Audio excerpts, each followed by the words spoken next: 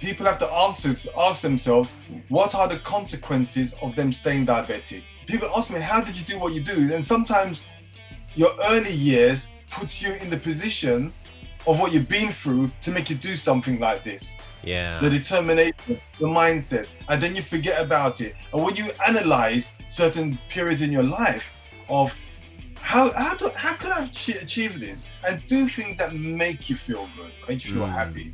You know, sometimes we do things for other people, but sometimes you got to do things for yourself. You know, sometimes if somebody doesn't want to do something with you, go do it by yourself.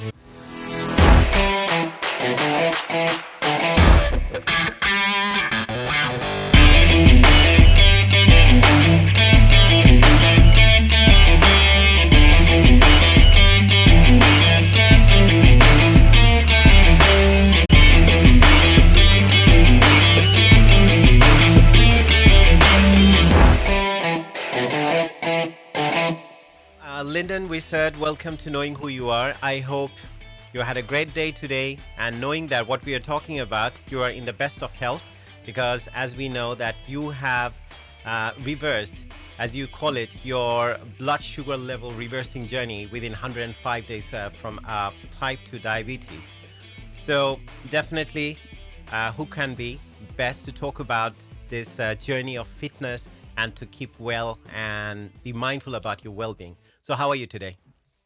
I'm very well, thank you, Ershad. Thank you very much for having me on your podcast today. It's an honor and a privilege, to be honest with you. Thank you very much. Definitely, I'm looking forward to it because I'm sure the listeners and the audiences who'll be watching it on YouTube, on listening to on iTunes, Apple Podcast, everywhere, they'll be benefited from your journey, especially people from the Asian community, as we know, and also yourself, Afro Caribbean uh, background. They are more likely, or three times more likely, to develop this kind of type 2 diabetes or come up with the symptoms of it. As we know, in 2015, in October, that's when you found out that you are diagnosed with type 2 diabetes, if I'm not wrong. Yeah, definitely, 100%. Yeah, So you are a chef yourself with 30 or more than 30 years of experience. So yeah, you have the opportunity of tasting a lot of different kinds of food, and since you're cooking, and this is definitely so hard, especially being a chef. So yeah. how did it happen? If you could give us a background that how the whole thing and how did you come to know?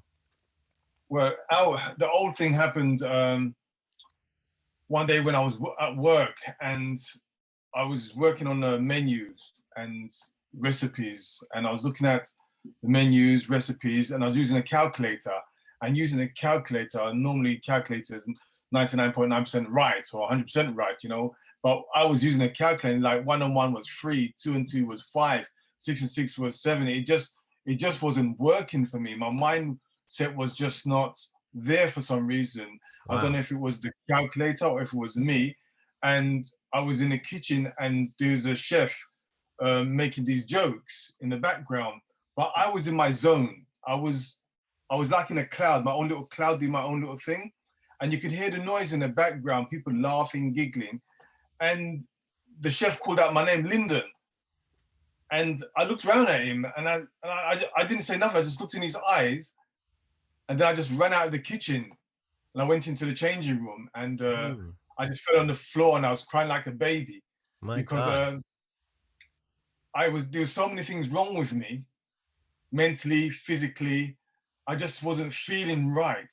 There's something about my body that just wasn't right. My mind wasn't right. And then the chef came into the change room and said, Linda, what's wrong? What's wrong? I said, listen, chef, I don't know what's wrong with me. I got pains in my stomach, blood in my stool. I got pain. I can't visualize properly. I can't think properly. I can't think clearly. I'm doing certain things wrong, which I normally get right. And he said, you know, Linda, you do one or two things today. Number one, you either go to your doctor, or number two, you go home. Mm. Yeah. And I thought to myself, you know, what am I going to do? Because I know I had issues with my body. So there So had I'm been thinking to certain myself, conditions which you have been suffering from, say, as you mentioned, pain in your stomach and then blood in your stool. So things have been happening over a period of time, yeah, and suddenly that was the day that was the culmination of all those symptoms. yeah. It was a day when your mind just went blank. It's just like, what do I do? What do I do here? And the thing about it, there's a lot of men out there in the same situation. Mm. they don't talk about what they're going through. Women talk more about what they're going through, or they did go and get it done. But men, we seem to hide it and don't talk to nobody. We just try and deal with it ourselves, because I had certain ailments within my body. Hmm. Like one of the symptoms for diabetes is itchy genitals, for example, and I had that, but I didn't know why I had it, because at that time I didn't know what diabetes was It's a and what the rash, symptoms I were. think, right? Yeah, it's a Some kind rash. of rash. Yeah. So, I've been married for over 20 years now with my wife. I've Yeah. never slept with any other woman. I'm always clean. So I'm Yeah. thinking to myself, how did I get this, or where did it come from? Yeah. So I had no rationale of add, adding it to anything how I could have got it. So I was doing my own chemistry stuff from my own cupboards to try and deal with it. As we do. As a chef, Yeah. we create things. We become very No, creative. funnily enough, the other week, last Monday, we've been doing a live stream of Knowing Who You Are. And at the time, one of my callers from Austin, Texas, he said that he has started a group around men's health where they are discussing about men's health. Because the problem is that we, as you rightly mentioned, that women's health is a thing. We have a doctor, we know, gynecologist. But then I Yeah. was thinking, okay, what about a men's doctor? What do we call him? I mean, I don't Yes. even know if you ask me.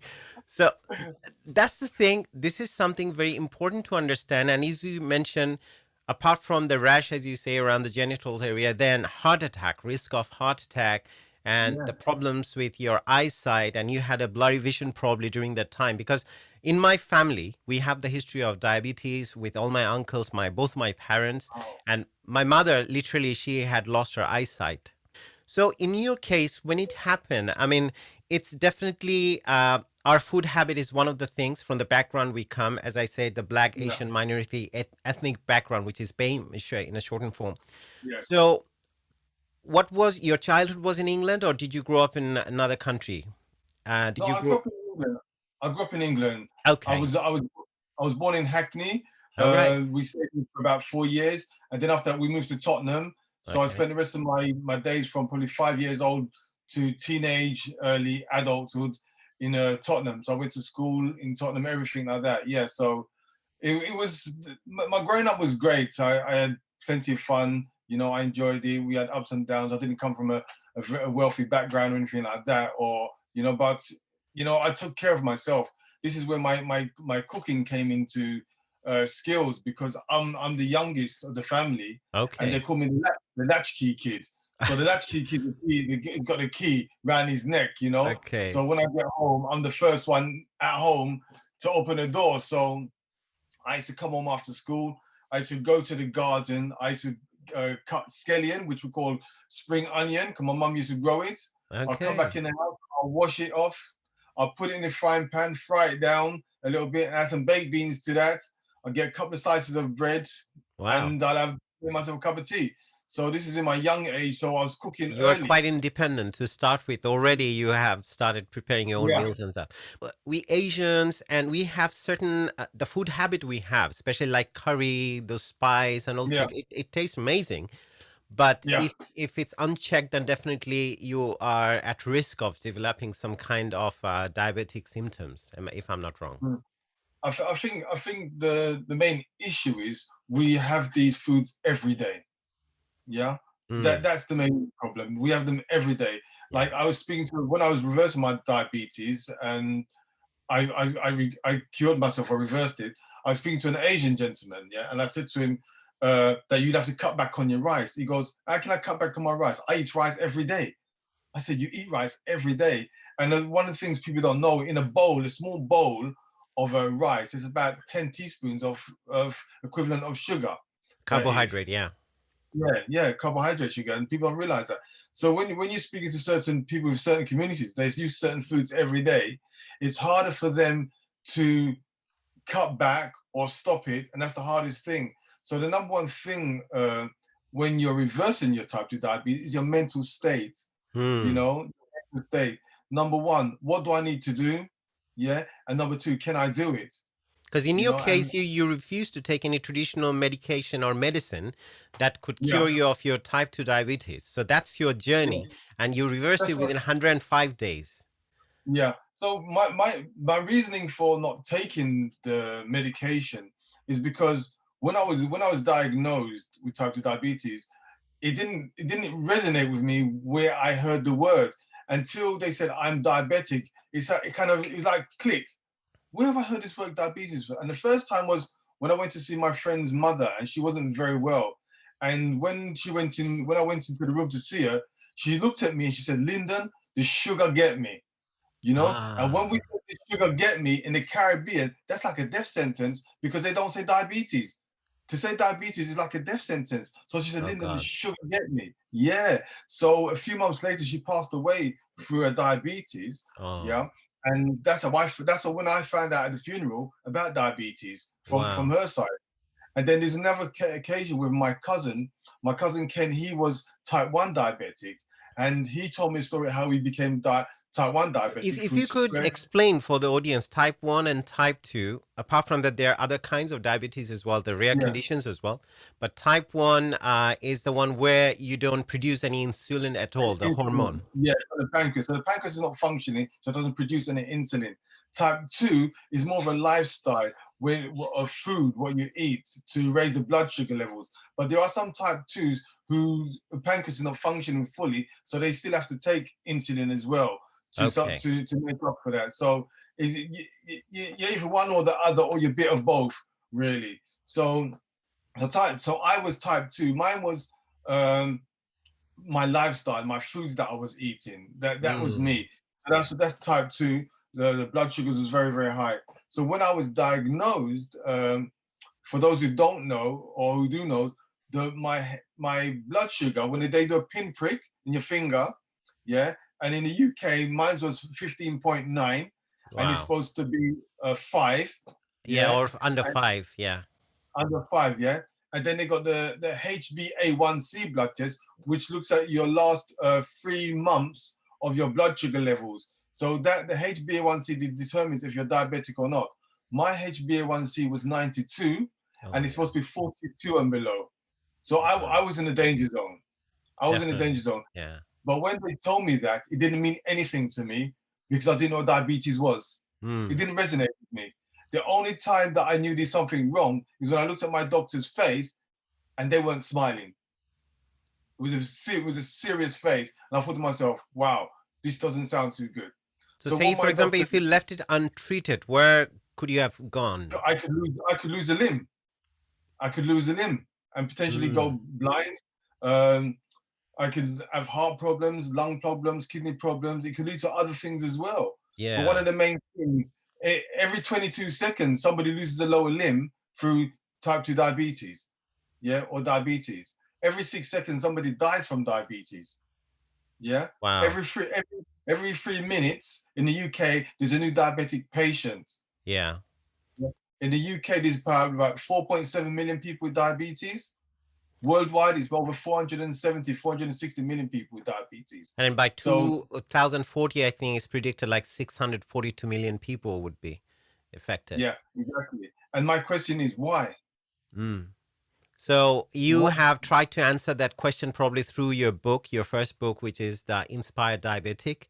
And That's that correct. was published in what year was that? January January 2017. 2017. And I think you are writing already in the process of writing your second and third book, are you? Or have you already Yeah, written? I'm starting my second book now, another book now, which is going to be predominantly more about foods, recipes, ingredients to use to help you to reverse your diabetes naturally, more natural Yeah. foods. That's what I'm talking about. Because it's funny, I've come across a lot of people who don't know what to eat or what they should be eating, but they could be eating the right foods, but they don't Hmm. know what it does to the body. But does it So, mean that you have to give up all the tasty food, all the delicious food that you're used to? no, definitely not, because there's two sides of it. All the delicious foods that you like, yeah. If you're diabetic, say for instance your HbA1c now is 90, yeah. In a month's time, you want to get it down to probably 85, yeah. Mm. You set yourself a goal. You set That's yourself a what you have goal. done as well in phases, I think, in different times, because within Yeah. 105 days you have done it. That's what you have done too in phases. So in phases, when you reverse it or you bring your level down, then you can reward yourself. So And you give up how what did you you do that? you could do it in two ways: either something that you're not supposed to have, or you could do it in a healthy way, Like a something cheat that day you for like. gym goers. Yeah, yeah. Okay. So, so, so in my situation, my goal was my HbA1c was 92. Mm-hmm. In 25 days, it went down to 77. Wow. In 28 days, it went down to 28 days, it went down to 60, and in a total of 105 days, it went down to 41. It's So it's less below the than threshold. 4 months, basically. You have Yeah, reversed it. yeah, Wow. Amazing. within 4 months. But the thing about it, when you're going through that period, it's not always a case of everything's perfect. You Mm. know, in that period of time, you're going to find your body, the feelings that you're going to go through, the ups, the downs, the mental things, The because you have to craving. give up. Yeah, the cravings. You have to give up lots of things to do that. And fundamentally, the four things that I put it down to reversing my type 2 diabetes is number one is a mentality, your mindset. What do I need to do? Number two, your diet or your food habits. What do you have to take out of your diet and what do you have to put into your diet? Mm. Yeah. Number three, physical activity as well. I was overweight. I was. I Okay. was about 2.5 stone overweight. All I right. was. And in that period of time, you got to look at yourself and say to yourself, what do I need to do to lose that weight? Mm. See, I didn't know I was overweight because I was big, but I'm happy big, you Yeah. know? Yeah. Yeah. And then one day I went to my mom's house and my mom said to me, Lyndon, your belly will get big, you know? Your belly will get big. So my mom's Jamaican, so Yeah. she's totally raw the way she says things. So she's Lyndon, your belly will get big. And I said to mom, what do you mean my belly will get big? So she says, look upon yourself, man. Look upon yourself. So I'm looking at myself and I said, wow, look at my stomach. And when I went home, I looked at myself and I thought to myself, geez, mom's right. There's another saying, pigs don't know when pigs stink. That means when you're in an environment, Yeah. you don't know you're in that environment. Very So well once you're said. among people who are fat, you don't think about it. You don't talk about it because it's just Mm. normal, you Yeah. know? So in that case, I had to do something about my physical state. So I had to have physical activity. And the fourth one is intermittently fasting. Mm. Yeah, intermittently fasting. And intermittently fasting means abstaining, yeah, from foods for certain periods of times, yeah, for hours, part of the day, part of the week. But you have to be conscious of it that you're not eating. So to abstain from food means that you're giving your body to rest. Because if you're continually eating, your body's Yeah. always working. It's always working. So you need to get your body to rest, relax, and detox itself.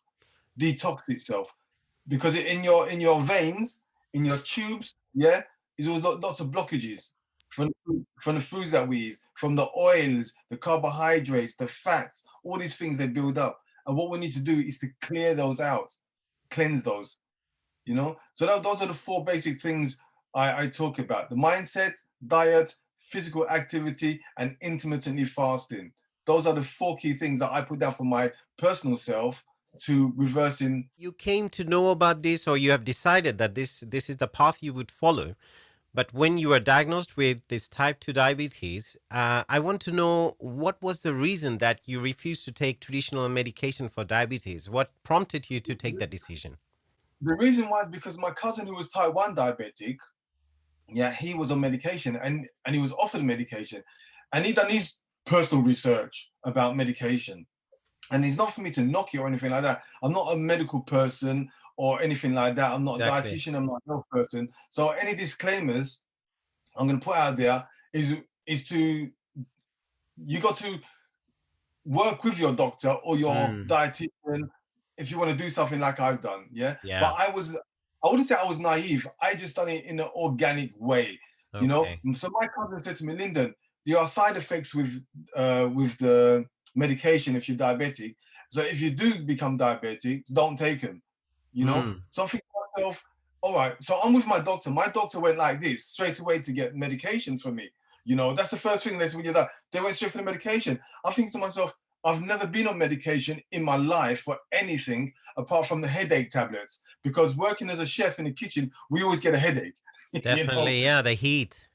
the heat, the people, the pressure, So we always got headache tablets in your bag somewhere, yeah? So I haven't taken anything at all. So when they mentioned that to me, we got to give you money, I thought to myself, you know something? My cousin said to me, there's side effects to it. And if there's side effects to a tablet or whatever it is, yeah, it may affect other parts of your body. So I'm thinking to myself, who do I listen to? Do I listen to my professional doctor, or do I listen to my cousin who I grew up with and I love dearly? So this is the mindset. This is where your mind comes in. Which way do you go? Yeah. So I'm thinking to myself, I don't know. You know something, doctor? I'd like to try what my cousin said. You know, I'd like to try without the medication. You know, but I said that in my head. I said, I'd like to try it. And the doctor said to me, listen, I don't recommend it. Yeah. But what we do, we give you 3 weeks and come back and see how you got on. Yeah. But, so in 3 weeks, they wanted to do another HbA1c blood test with me. But remember, normally you only get a HbA1c blood test maybe once a year or twice a year. True. Yeah. But that's down in it. So they wanted me to come back in 3 weeks' time to do another blood test. So in 3 weeks' time, when I came back after my blood test, my HbA1c went down to 77. You're from 92. From 92 down to 77. And they couldn't believe it. They couldn't believe it. They were stunned in a way. And all they asked me, what are you doing? Exactly, you know? And yeah. We want to know as well, what were you doing? That's my question too. It's hard to explain what you are doing if you want to listen. If you don't want to listen, you know, and take on the information, it's hard. Yeah. So when I reduced my blood sugars from 77 down to 60, I was supposed to have a meeting with my doctors. Yeah, okay. They didn't turn up for the meeting. Oh, they didn't. Okay. So I've achieved something, as they say, really good, really prominent. But why wouldn't they want to meet up with me and talk to me about how my progress was? I don't get it. Yeah. So what happened? The first thing that happened for me when I started to reverse it, they said to me, the question I asked is, how did I become type 2 diabetic? That's the number thing. How? And when you find out how, then you put a plan of action in. And because mine became through lifestyle, yeah, my lifestyle, to be honest with you, in the mornings, yeah, is like, okay, I used to work in London, but I never used to live in London. So my journey to London would be about an hour and a half in the mornings. So I'd leave early. So I'd make my own breakfast for my car journey. So my car journey would be 3 slices of hard-dough bread, yeah, which is a West Indian bread, which is sweet and beautiful, yeah. And I put butter on it. I put plenty of jam on it. And then I'll have a latte coffee as well. The latte coffee I have, don't forget, latte coffee comes with powdered milk, and it comes with sweet already. Yeah. So what I do, I make my latte coffee in the morning, and I put 3 to 4 teaspoons of demerara sugar in it. Okay. Yeah. 3 to 4 teaspoons of demerara sugar. Demerara sugar is a brown sugar. It's supposed to be more healthier for you. Okay. Yeah. That was it. During the summertime, I always seem to get an itchy nose, a sore throat, or runny eyes, and every day I get this. And I said to myself, why do I always get this cold at this time of year? And I said that to my friend one day. He said, Lyndon, you got hay fever. I said, what do you mean I got hay fever? He said, yeah, you got hay fever. It's not a cold, you got hay fever. And I said to myself, okay, how do I cure my hay fever? And the best way to cure hay fever is to get local honey from the area that you live in to get rid of it. So because I lived in a countryside, I started to go to the farm shops to get local honey. And a small jar, big price. Yeah, big price. So I thought to myself, after doing it for a few times, spending that big money, I thought to myself, how often am I going to be buying these big jars? I was going through them pretty quick, you know? Yeah. So I decided to go to a local supermarket, and I bought the big jar, yeah, for a small price. You know? And obviously the smaller price one is not as good as the concentrated one. So what I started to do, I started to add the honey to my coffee as well in the mornings. On top of the sugar, yeah. Oh, on top of the sugar, okay. Yeah, with the sugar. Drink to work in the morning. So that was my 3 slices of hard-dough bread with the jam, my latte coffee with the 3 teaspoons of sugar, and the honey, all in that. So my drive to work, once I got to work, I was working on the pastry section, desserts. So on the dessert sections, we had cakes that we had to cut every morning. So every piece of cake, cake had to be portioned. So the best way to get the portions is to cut the trimmings off, the edges off, put them in a bowl in front of me. Like, exactly. Who's going to take those and put them in a dustbin? Nobody. Yeah, you don't do that. Yeah.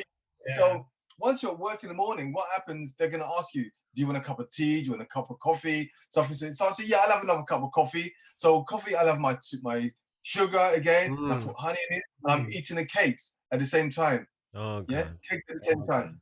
Lunchtime comes about 12:30, 1 o'clock. Yeah, what they normally serve you a table full of carbohydrates, pasta, rice, potatoes, fizzy drinks, all that kind of thing, meats, whatever it is you for lunch. So for lunch, when you have a buffet like that, you can have a bit of everything, and you don't think about it. I'll have a potato, I'll have some rice, I'll have some meat.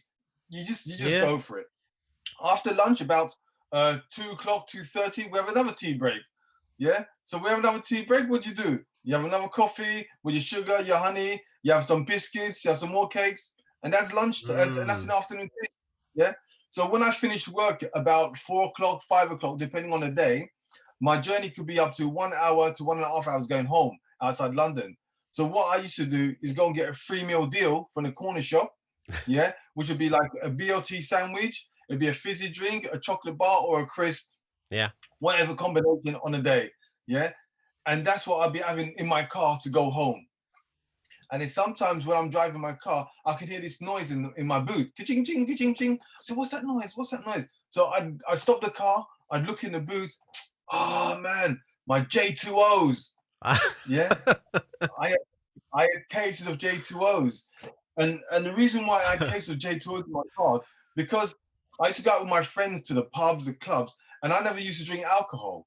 So when I didn't drink alcohol, you need to find something that you're going to be comfortable drinking when you're out with your mates. So I got addicted to J2O. Yeah. And even at the gym, when I go, I have seen some people literally working out when you're pumping your heart. At the same time, you're having Red Bull.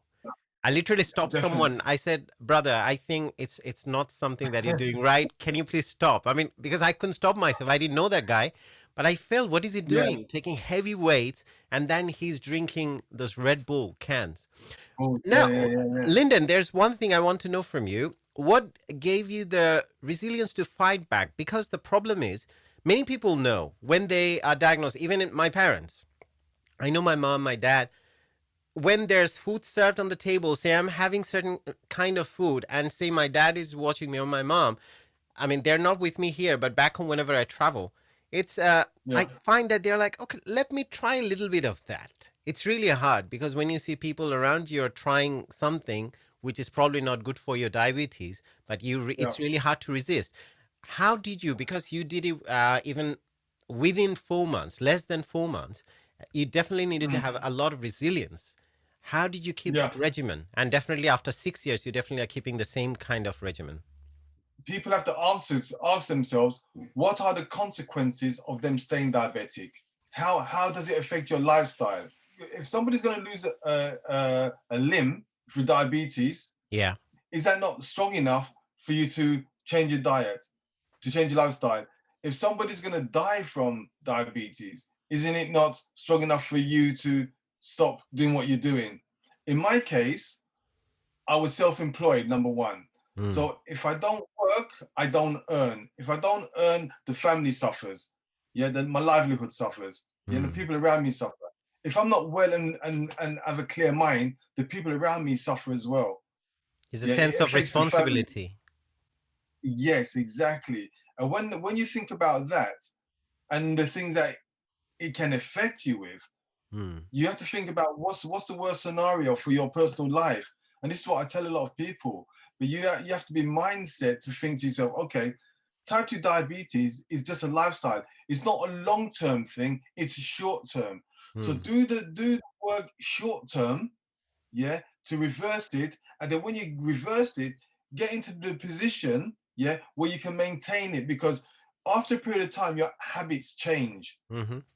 Yeah, your habit change, your palate on your taste changes.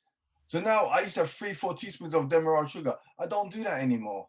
You don't crave for You know, that. I You don't used have any cravings because already internally you changed that to routine. change. The craving, the cravings are still there sometimes, but you have to control it. You have to think to yourself, I know I want that, but I don't want it. So once I was saying before, if you do want something, Mm-hmm. yeah, what you should do is do something to reward yourself. Yeah. Yeah, reward yourself. It's like in my book on page 70. Okay, Page on page 70. 70, I got four sizes of cakes. Yeah, and which one do we normally go for? I can tell you, smiling. The biggest one. Yeah. The Value for biggest one on money. the second one. Yeah? Okay, but the thing about it, yeah, from the biggest one to the smallest one, they taste exactly the same. It's just a mindset. Why do you have to have the big one when you can have a small one? Exactly. And reward yourself with the small one. Yeah, reward yourself with the small one. Yeah, Great. and people ask me, like you were just asking me, how do I manage to control that? I think the second month, it was in December. And what happened, I had all my family come around to my house. I'd done lots of cooking, cakes, the pastries, everything was there. Yeah. And I was with them, but mentally I wasn't with them because I was in my own zone of still reversing my diabetes. So I can eat all the foods that was on the table like I used to, you know? And then we brought out all the desserts on the table, and we had the Christmas cake, the banana cake, the carrot cake, banana cake, carrot cake. We had custard, ice cream, everything was on the table. And what I done, I looked at it and I thought, gosh. So I said, let me take a picture. This is a picture for me from memories, you know? So I took my camera and I done a selfie and I clicked that. And when I clicked that, something just said in my mind, Linda, you know something? Just have a piece of cake. You just have a piece of banana cake. Just have a piece of banana cake. So you know something? I had a piece of banana cake. I just went banana cake. And I said, wow, that was nice. And then I had some Christmas pudding, you know? And then I thought, boy, I'm gonna put some custard on that. So I put some custard on it. And I thought, you know something, Lyndon, relax. And from that moment, I just started to eat and drink, not fizzy drinks though, just normal soft drinks, whatever. I just water, my boring drinks, yeah. But my mind and my body was with my family now. You know, I came out of my bubble and I was so relaxed, and I was back to being Lyndon, dad with the kids and with the wife and everything, just being happy. But the thing about it, I had all these things over Christmas, and then the following month, I think it's January, February, I had a blood test, another HbA1c blood test. And when I had my blood test, I thought my sugar levels was going to go up. But you know something? My sugar levels were low. My sugar levels was very low. And the reason why it was so low is because I'd done so much work before in those 2 months. Yeah. So all the work that I'd done paid off. So my sugar level was so low that when I had all those other foods, it didn't affect my sugar level at all. It didn't bring up. You So could this is have what a I'm saying to cheat day. people. Yeah. Yeah, a cheat day. Yeah. Oh, I wouldn't call it a reward day. Yeah. A reward day. Because don't forget, if you say to yourself, I'm gonna have a cheat day, mentally you're saying to yourself, It's a I know I'm negative not word. supposed to have it.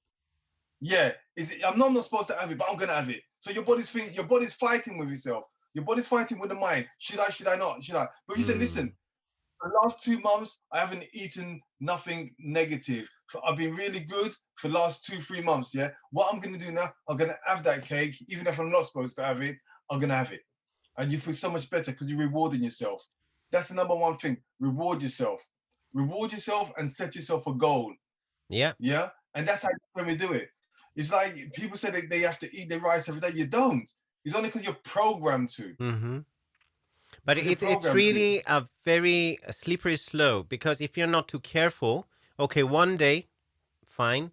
And the second is, okay, I've done it. Then if you keep on continuing, so always at the back of your mind, there's something, a measure should have been there. I mean, which keeps on telling you, okay, this is your last day. Go back to your routine again. This is very hard because, say, for example, I love fizzy drinks, like a Coca-Cola, everyone loves it. So every time I walk past with my partner as well, sometimes in a supermarket or somewhere, I just look at on the shelf, there are a lot of small, I say, okay, let's take a small one. But then I tell myself, I walk past, it even happened like 3 times. And I even picked it up probably, then I put it back again. I said, no, all the hard work I'm doing at the gym and everything It's just, what's the point of doing it, you know?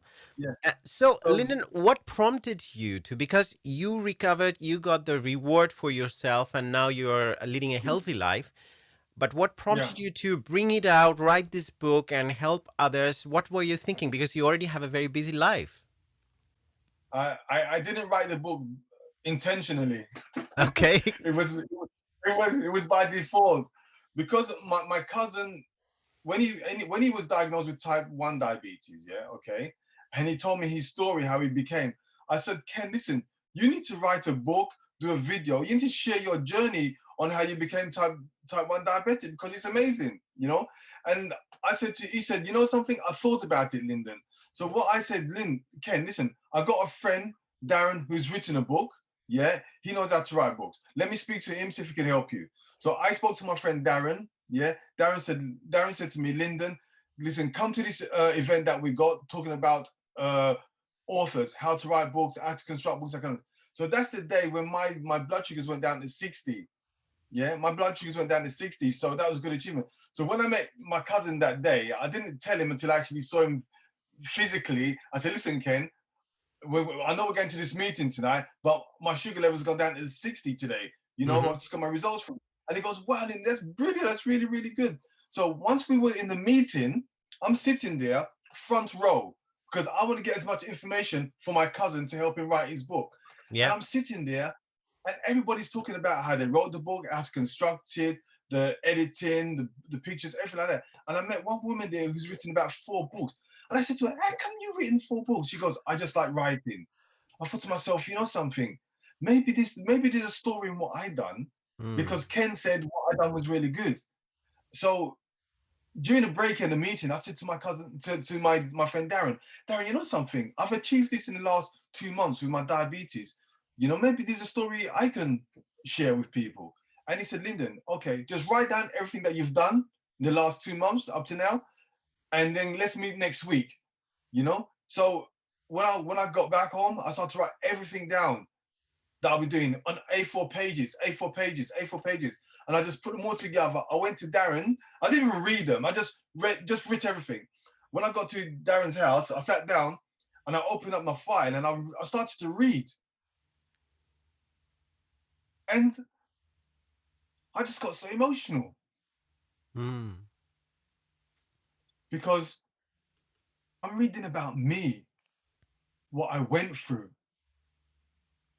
what I was doing before and during. And that's the time it really hit me that I wasn't in a good place, but I became into a better place. And as I was reading, I looked at Darren and I could see Darren was had a tear in his eye as well. And I said, Darren, what do you think? He said, Lyndon, you got a book. Let's What a do it. beautiful moment of realization. Amazing. I'm telling you. And this is why I wrote the book. If Darren said to me, Lyndon, oh, you haven't got a book there, forget it. I would never have done it. So Darren Did said to you me, add okay, more Lyndon, to let's it write. after that meeting, or that was it? Oh, oh no, no, no. I had much more to it.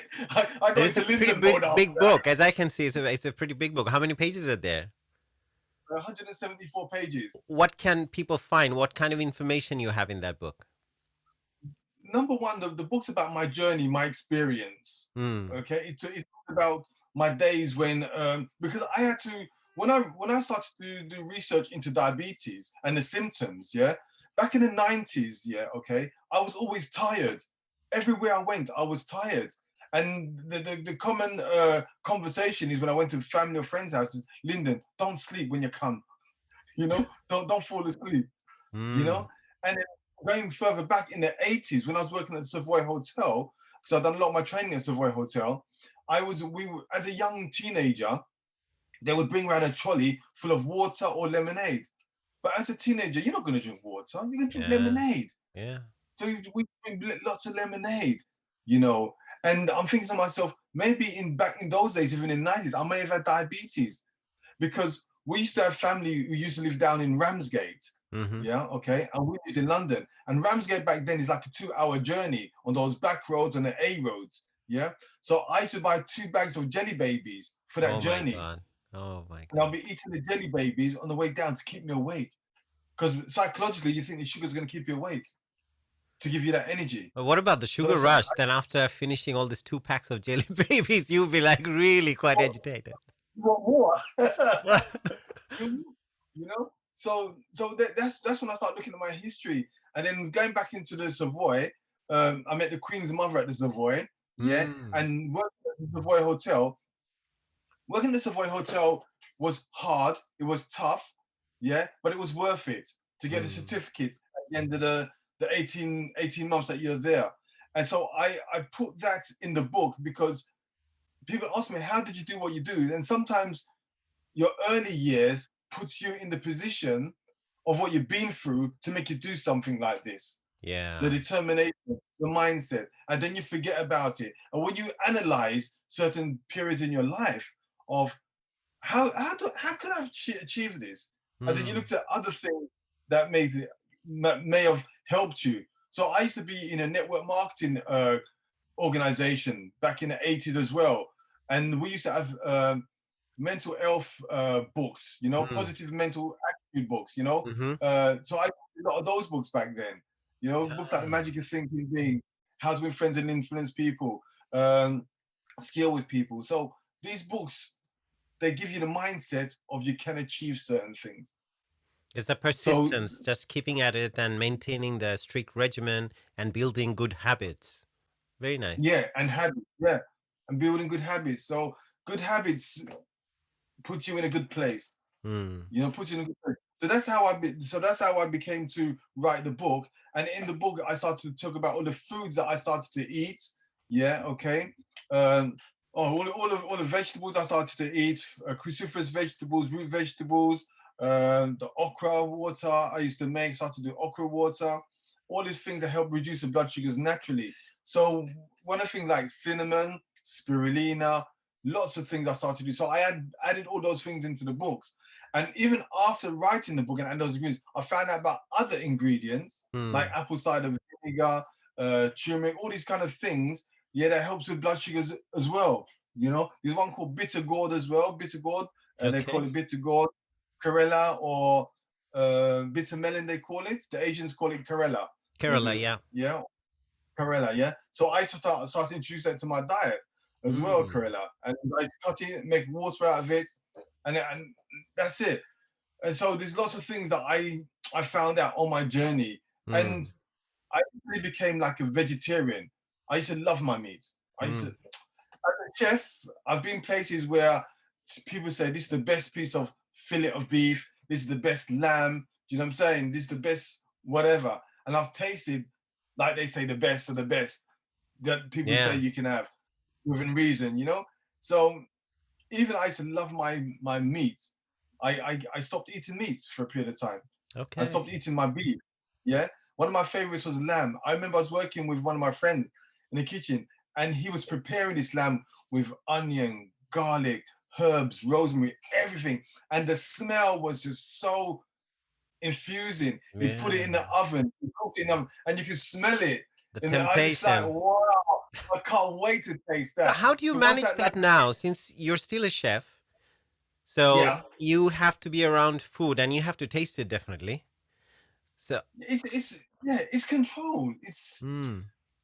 It's hard to explain because Because it's you probably a have to you good, have I to think it would be a good teaching for the housewives because they get to cook a lot, especially Asian housewives, Indian housewives, or any housewife, or even for me as well. I cook too.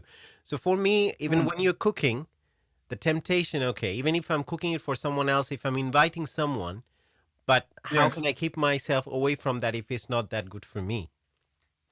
Well, you can have small portions. Don't forget, sometimes when you're cooking a sauce for your client, yeah, you've probably got to taste that sauce maybe 6, 7 times Yeah. to get the flavor right. Mm-hmm. You know, what's the balance, the sweetness, the sourness? Is there enough herbs in it? Is it supposed to taste like rosemary? Have you got that rosemary smell? Has it got that rosemary taste? So you got to taste it a few times to get it right. Because once you Mm, put it on that plate, the customer has to be happy with it. exactly. Yeah. So we have to taste it certain times. But the other side to that is you need to learn how to detox your body as well. Mm, Intermittently fasting, cleansing the body, drinking plenty of water, all these things, lemon, ginger, garlic, all the things that detoxes the body. you got to try and do What's your these things. routine with the detoxification? How do you do that? I mostly intermittent fast. I wake up in the morning. I normally have a lemon water, yeah, or a bottle of water, or with chia seeds in it, or with just fresh lemon or lime, and I drink that in the mornings. I don't normally have breakfast in the mornings. I don't. Okay. That's me. That's my personal thing. I used to be in a person who doesn't get up. I have to have something to eat. I don't no more. Sometimes I don't eat until 12 o'clock, 1 o'clock in the daytime. Because sometimes you get up, you're busy, you're doing stuff. But if you think you have to eat, you will eat. Mm. But they say Psychologically that have speaking. your breakfast like a king and your lunch like a prince and your dinner like a pauper. So And then you sleep like a king. don't wake up after that. Don't wake up. No, very You well don't said. wake up. So your Yeah, routine, so it's been 6 years now, since yeah, 2015, and you have been working around with your community and with other communities as well. I've seen you have done yeah. a lot of like where you're teaching people what kind of food, what kind of cooking, how to cook with one of your partners as well. So are you still continuing this program and people, and what was the response you had? Yeah, I'm still continuing. I'm because when lockdown happened, yeah, I wasn't working for a year. Hmm. Okay, I had no work coming in, and I was doing some cooking, live cooking on Facebook. Oh, I wow. was, and then some one of my friends, she's like a presenter, radio presenter. She's been on TV and that kind of thing. And she said, Lynn, let's do something together. Hmm. So I said, that'd be really good. So what we should do Zoom meetings. So she'd have Zoom at home, her house. I'll be in my kitchen and I'll be cooking something. And then I'll talk about what I'm doing. So every week we'll have a show. And we had lots of views, lots of positive comments, and lots of good positive feedback. But my issue was with I had problems with the sound at times with the Zoom. Hmm. So that the quality would lose sound. So we had to stop all that. Yeah. And then afterwards, what I decided to do, I decided to do my own Facebook cooking shows. Yeah. And Okay. when I started to do that, it went crazy. Wow. After that, it just went crazy. Because I was talking directly to the people and they were making comments on the screen. And I had loads of followers from around the world. UK is crazy. It really was. So any So plans of taking it out of the virtual world again? Because since now everything is opening up. 100%, 100%, 100%. It's my passion because what I'm going to do now, I'm going to do some live cooking sessions, yeah, and I want to align it with my next book. It's going to be about my journey because people have to understand what I've been through and to get to where I am. And the next thing is about more ingredients, more recipes. It's going to Hmm. be predominantly recipes, but I Okay. want people to understand who I am and what I've achieved, and that would give them the impetus, the enthusiasm, or the inspiration, yeah, to cook something. Mm-hmm. And that's what it's about, and not to make it difficult, but to make it simple and not to make it complicated. Because when you're doing something like this, something different, you want to do it for a short period of time and how to do that, Mm-hmm. and this is what people want to do. So when you're cooking, the longest thing is a preparation. Yeah. Yeah, it's preparation. And once you know what you're preparing, you got all your ingredients, it's easier from there. True. Preparations. But some people they're cooking something, then they're doing this and they're doing that. And my sister said, listen, just get everything done. With me, it's easy. I just cook and go. But if you want to get something done cooked, the preparation, get all your ingredients ready first and you just add them. So there's one Yeah. thing that you had to definitely get your family members on board as well. Or is it like they have a different kind of recipe or different kind of food and you keep your food different? Or is it the same kind of food everyone enjoys at their household? No, different because everybody's got on their own different journeys, Mm. got their own mindset. So that it wasn't hard, but there's times that I didn't eat anyway because for me personally, I found it hard to eat food Mm. because I was on this journey. Because psychologically, I'm thinking if I do eat, my blood sugar is gonna go up. So I was at times afraid of eating food. So even though Okay. the family would eat certain foods, it was on the table, I wouldn't indulge in it. I would have my own little thing. I was always on blueberries or a banana. I was eating Ah. more fruit. I'll be eating like raw spinach. I get kale, more fruits. I'll be addicted to monkey nuts, the one, the nuts with the shells on it. I'll be eating those all the time. Bits of dark chocolate. So my body and my mindset was saying, although the food's there, I don't necessarily have to eat it. Even though they're having what they want to eat, I don't have to eat it. But sometimes they're cooking vegetarian meals. I don't mind eating those. You know, Mm. I don't mind eating those. So it varies. It's a tough one because sometimes when you're going through your journey, Yeah. other people are going through their own journey. Mm-hmm. And sometimes when I'm eating healthy, they may not be eating healthy. But Exactly. when they decide to eat healthy, then we maybe come onto the same track then. Because we're both doing the same thing. So we But can share each other. what's your reaction when you see that probably what they're having is not that healthy for them, and going forward they might suffer? Because you started your journey, as you said, when you remember that probably you were always attracted to lemonade as opposed to water when Yeah, it was offered to you. So they're younger as well, probably your children or yeah. younger family members. So how do you react to that, or don't you get worried sometimes that probably you should get them on board as well? Well, they see the change in me. So psychologically, they're thinking, look at him, how he used to be, Mm. and look at him now. You know what I'm saying? You know, clear skin, slimmer, healthier. We want to be like that, Mm-hmm. you know? So let's do some changes. Let's do small changes bit by bit. And it has influenced people around me, Right. family and friends. Definitely 100%. The feedback that I get from a lot of people, you know, on a regular basis, it's amazing. I didn't choose this journey. It just Mm. happened.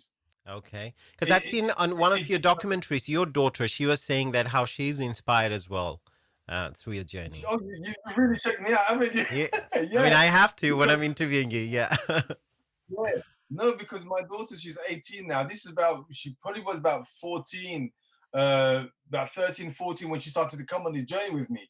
So I used to go do lots of displays with food, vegetables, and do some cooking sessions talking about food, and she used to come with me as well. So Mm. she can see the change in me over a period of time. So even up to now, my daughter's pescatarian.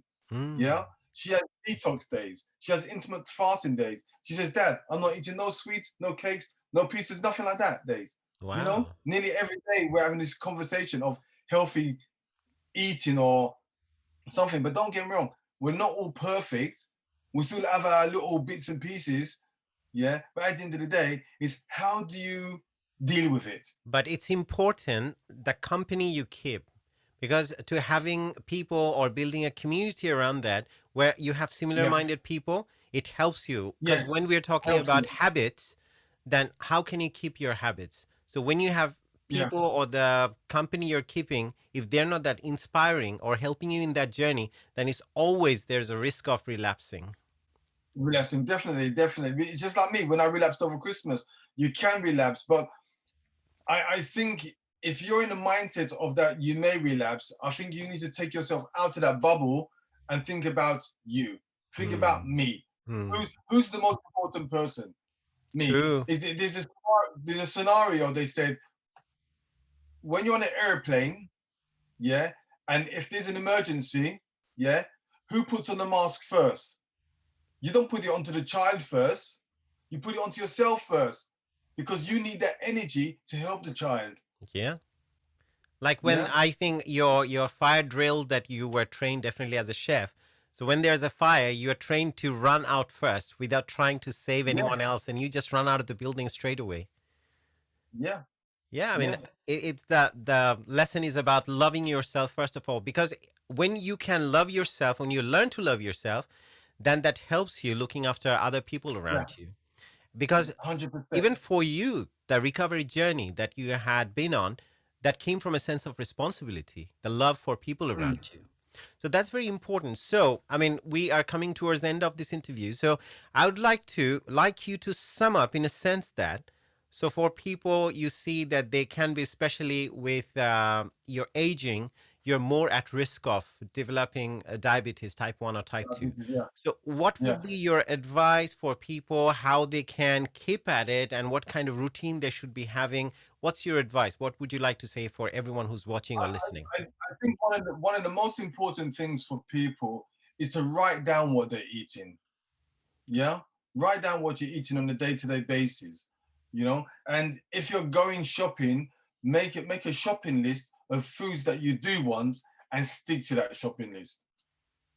So you have those foods in your cupboards or in your fridge, and be conscious of what you're doing on a day-to-day. If you eat something you know you're not supposed to eat, don't eat it. You're not going to miss nothing because you've been eating it all your life.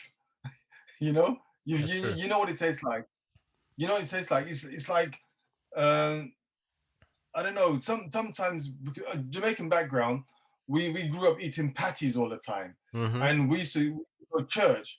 And on a Sunday evening, they used to do food. They used to have a break, and they used to do the cooking in the kitchen downstairs. And when you're in the church, you can smell the food coming up. You know, for people who are not going home, and you can smell that Jamaican patty. You know, Yeah. and it's like wow. And sometimes you get that smell back. You know, Mm. when you're just so I go and have a Jamaican patty, and there's nothing wrong with that. You Okay. know, it's nothing wrong with it because you're doing all the right things already. It's But part you of have your to be doing the reward. right thing. Yeah, it's part of the reward. So what I'm saying to people out there, number one, your mindset. Yeah, be strong with your mindset within yourself, around people, when you're going out. If you know you're going out at the end of the month, yeah, for Mm. example, and you know you're going to be going to you're going to have desserts, a big meal, and everything like that. Okay, maybe a wedding or whatever. Then do something for the next 2 3 weeks to cleanse your body, to eat properly. So when you do have that nice meal, you don't feel bad about it. Mm. Yeah, think long term as well. Yeah, and make a list of all the foods that you do like, all the ingredients you like. If you like your white potato, what am I going to supplement that with? Sweet potato. Mm. You know, if you like rice, what do you want to supplement rice with? Quinoa. You know, or you can make your own cauliflower rice. Yeah, and there's certain things. So what you can do, make a list of all the herbs and spices that you like, Mm. and even if you're vegetarian, you could add that to your aubergines or your courgettes or your stir fry with it, with those certain spices that every time you eat it, you're going to enjoy it. We see that there is a risk in low income and middle income countries, especially 79% of the Yeah, people, they are prone to developing this kind of diabetes. That's one reason, probably the income, or because the food that we are talking about, quinoa or say cauliflower rice, quinoa, or things like that, sometimes the healthier options are more expensive. But when you're buying, say, yeah, frozen food or, the foods with carbohydrates, they're cheaper. So what would you suggest yeah. for them? Make a list of all the vegetables, yeah, and fruits that you like. Hmm. Yeah, and look at your cupboards. Look in your cupboards. We've always got some spices in our cupboards that we like.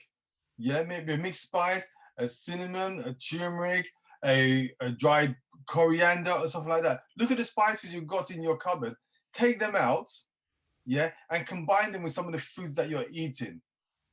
Yeah, if you want to have rice, or you could have wild rice. Try wild rice and add some of your favorite spices to it. Hmm. Yeah, because your favorite spices can be used with other healthier options. You Okay. know, even like the quinoa is more expensive. I understand that. So you don't necessarily have to have quinoa. You can just eat vegetables. You know, it's like when you see a gorilla. What does a gorilla eat most of the time? Leaves. You're And look how also big and reducing strong the they are. portion of rice, probably, rather than having a full plate full of rice, than having a small Yeah, portion, probably. have a small portion. Have a small portion of rice, yeah. And also try and break it up. Normally we eat pasta, potato, and rice. Try not to have pasta today, but have rice. Have Hmm. rice today, but not potatoes. Break those days up and break your plate up as well. That's important. So, and in terms of fitness regime, what's your regimen? How do you go to the gym, or what's your I fitness used to routine? go. I'm planning to go back very soon. I used to do skipping in my house anyway. Skipping house. I got stairs in my house. I run up the stairs. I lay down in my bed. I do leg exercises, just moving. Hmm. You don't have to go to the gym. You don't have to go out anywhere. You can sit in your bed and go like that. Yeah. It's just to get the heart going. Just to get your heart going. Just do something like that. Get You your know, body moving. Yeah. moving. Yeah, and you'd be surprised. Or in your bed, put your legs up at 45 degrees, yeah, Hmm. and let the blood circulate down into your body. This is what I do as well, you know, so it helps the body circulation. So one of the good things is when you do skipping, especially if you do it on like a trampoline, It opens up the blood vessels, and so it gives oxygen to your blood to flow through Yeah. easier. Yeah, there's lots of things we can do. No, Walking, that's what you I know. say. That say when I feel that when I feel down every day, you can't be always like productive and very happy. So there are times when No, you of course feel not. that you get worried, a bit stressed, or things like that. But the moment I go to the gym, the blood rush to my brain, and straight away I feel awake and everything clears up. I mean, from my own Yeah, experience, I can talk about it. yeah. So where I live, to drive to the train station, it takes about 8 minutes, 8 to 10 minutes to drive to the train station from door to door, which is pretty quick. Yeah. Last week, I said to myself, you know something, Lyndon? Walk to the train station. Yeah. So I walked to the train station, and you know something? It wasn't as bad as I thought. Yeah. You know, it was pretty good. I enjoyed it. I enjoyed just the walk. So a couple of days ago, I went for another walk to the post office. I just went to the post office, which is probably about 15, 20 minutes away. I thought, let me just walk. Because we're so used to getting into our car and going everywhere. Because you Everywhere. enjoy the people around you, the environment, and everything. You get to enjoy more when you're driving. You have to be mindful, which you can't do. I tell you, one of the interesting things that I find myself doing when I'm walking, looking at people's houses, in their driveways or their front garden. It's really, you're looking at other people. Oh It's, my oh, God, I have to share these stories now because this is one of the things I used to do on my own. Now, my partner, she's into the similar kind of thing. So we do the same thing. Sometimes in an evening, we just jump onto a bus. I mean, not a yeah. familiar bus. We don't know the route at all. We just take any bus and we just go through different roads we never have been to. We just look around people's houses, what they're doing, it's so amazing. I mean, I think this observation, I mean, it's so nice to hear that you do the same thing as well. Yeah. I think more people It's probably fun. doing it. It's funny because yesterday, my car broke down, and I came back on a tow truck, and I was a Mm. passenger in the tow truck at night time in the morning, and I'm looking at all these trees, and it's like, wow, You're not you even know, thinking like, about the car. You're just enjoying. How amazing is that? yeah, enjoying that moment, yeah. So we have to get out there and enjoy the moment and do things that make you feel good, make you feel happy. Mm. Sometimes we do things for other people, but sometimes you got to do things for yourself. Sometimes if somebody doesn't want to do something with you, go do it by yourself. Mm. And sometimes you find out how you enjoy your company, your own personal company, much more.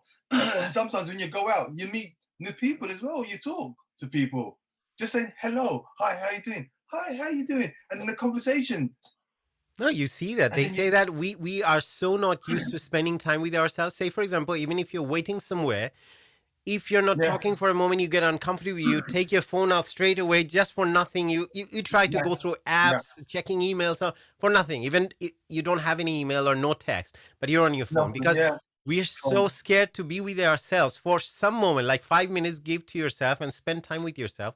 We don't normally do that yeah, these days anymore. yeah. I haven't had WhatsApp on my phone for about a month, over a month now. I was surprised when you Yeah. told me that. Ershad, I don't have WhatsApp on my phone because, people are so used to it.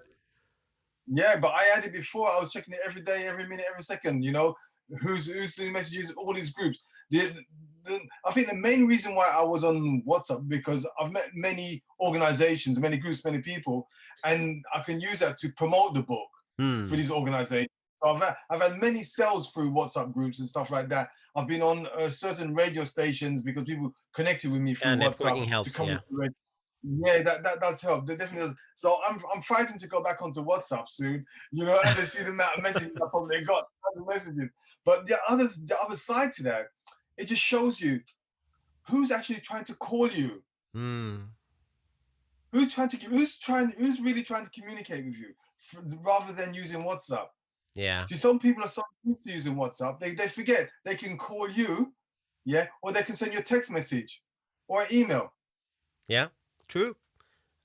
Like, Just think the mindset of some people. They think, oh, WhatsApp's the only way to communicate with this person. If they no. don't reply to me, I don't care about it. It's so wrong.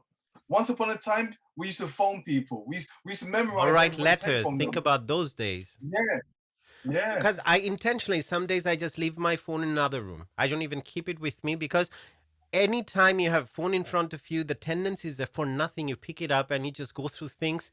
without any Yeah. aim. You don't have any goal, but you just spend or waste time. Spend time. So towards the end, I would like to know about your book, in terms of if you could tell the Yeah. listeners in the audience where they can find your book, and if you could show the book or the cover as well to everyone, and what they would learn from the book, and about your upcoming projects as well, if you could let them know. Okay. So this is my book, The Inspired Diabetic. That way, yeah, The Inspired Diabetic.